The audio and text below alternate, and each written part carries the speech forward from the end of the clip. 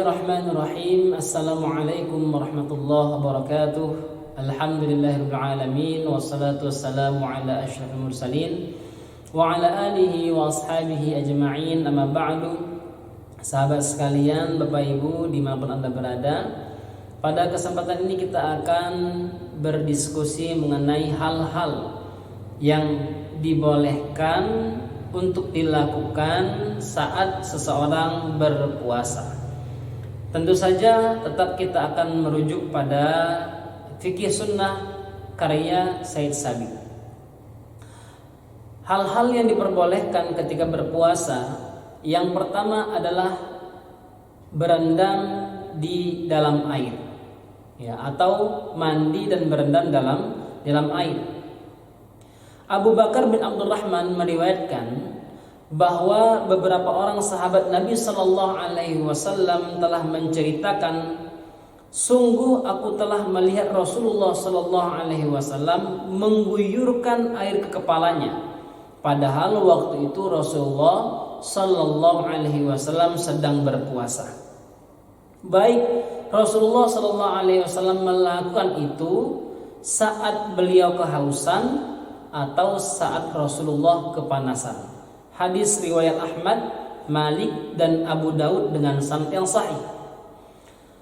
Aisyah radhiyallahu taala anha meriwayatkan bahwa Nabi sallallahu alaihi wasallam pernah dalam kondisi junub saat waktu subuh. Beliau berpuasa, kemudian beliau mandi. Hadis riwayat Bukhari dan Muslim. Jika ada air yang masuk ke dalam rongga, ya, rongga tenggorokan maksudnya, atau rongga perut tanpa disengaja, maka puasanya tetap sah. Ya, tapi tanpa disengaja loh, ya, bukan disengaja.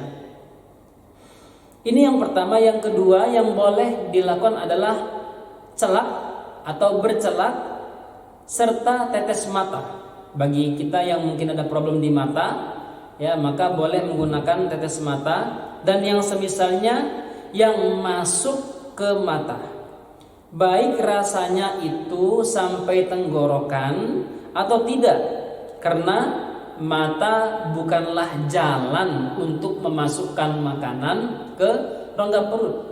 Kan kita sering pas tetes mata, ya, beberapa saat ada terasa di tenggorokan, maka itu tidak membatalkan, karena yang dimaksud membatalkan itu adalah yang masuk dari jalan yang biasa. Anas radhiyallahu taala anhu meriwayatkan bahwa dia pernah bercelak. Dan inilah juga pendapat Imam Mazhab Syafi'i.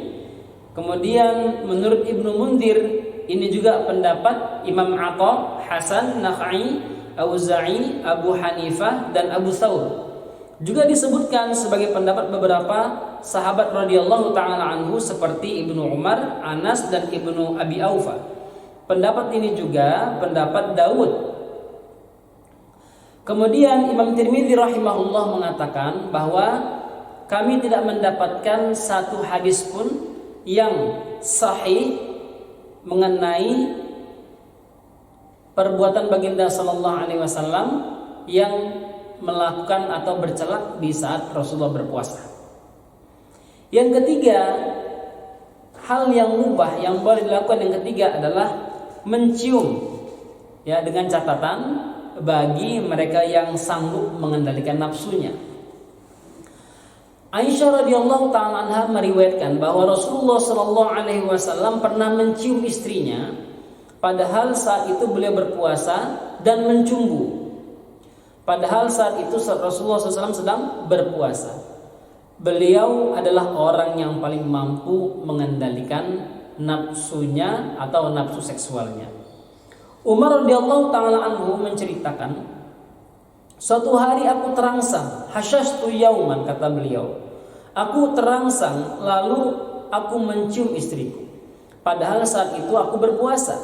Lalu aku menemui Nabi sallallahu alaihi wasallam dan berkata, ya Rasulullah, hari ini aku telah membuat satu perkara yang besar. Aku telah mencium padahal aku puasa. Rasulullah Shallallahu Alaihi Wasallam kemudian merespon apa yang disampaikan Umar.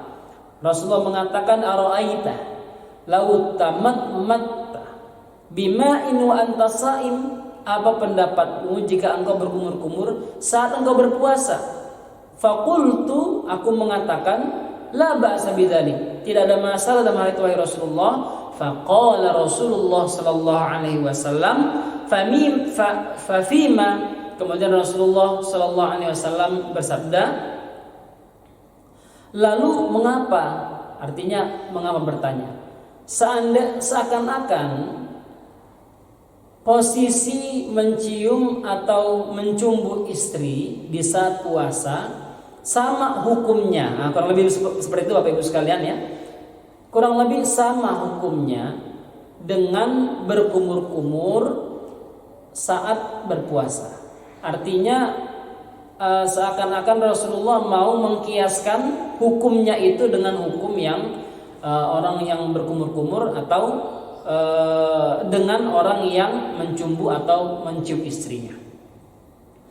Ibnu Mundir rahimahullah meriwayatkan bahwa diperbolehkannya mencium saat berpuasa adalah pendapat yang dianut oleh Umar radhiyallahu taala anhu, Ibnu Abbas, Abu Hurairah, Aisyah, Atha, Sya'bi, Hasan, Ahmad dan Ishaq radhiyallahu taala anhum ajma'in. Menurut para ulama mazhab Hanafi dan para ulama mazhab Imam Syafi'i, mencium bagi orang yang sedang berpuasa hukumnya makruh jika sampai terangsang. Mohon diperhatikan, hukumnya makruh jika sampai terangsang. Jika tidak merangsang, maka tidaklah makruh, tetapi lebih utama menghindari. Ini penting kita catat ya, lebih utama menghindari. Hal ini berlaku baik untuk pasangan muda atau pasangan tua, karena yang menjadi tolak ukurnya itu bukan ciumannya, tapi adalah sejauh mana ciuman itu menimbulkan rangsangan sampai membangkitkan syahwat. Baik hal itu terjadi pada pasangan muda atau pasangan tua, ya, dari rangsangan itu hingga menyebabkan adanya inzal, ya, adanya keluar mani. Jika ternyata ciuman itu sampai membangkitkan hawa nafsu dan menyebabkan keluarnya mani, maka di sini jatuh hukum batil, ya, tidak boleh dilakukan. Kemudian jika ternyata ciuman itu sampai membangkitkan syahwat, baik anak muda ataupun orang tua, maka ciuman tersebut makruh, nggak sampai jatuh ini, artinya belum sampai keluar sesuatu. Jika tidak, maka tidak makruh. Kalau tidak merangsang, ya, tidak membangkitkan seksualnya, maka tidak makruh di sana. Yang jelas menghindari ciuman baik anak muda ataupun orang tua itu lebih utama dilakukan. Ya, ini yang ketiga. Yang keempat adalah suntikan. Baik suntikan itu untuk memasukkan makanan atau memasukkan obat. Baik suntikan itu, ya, di urat ataupun di bawah kulit. Maka dalam hal ini suntikan boleh saja dilakukan bagi atau untuk orang yang berpuasa. Bapak Ibu sekalian, sahabat-sahabat yang dirahmati Allah SWT, itu 4 hal dulu yang kita sampaikan. Semoga bermanfaat. Akan kita sambung pada video berikutnya. Assalamualaikum warahmatullahi wabarakatuh.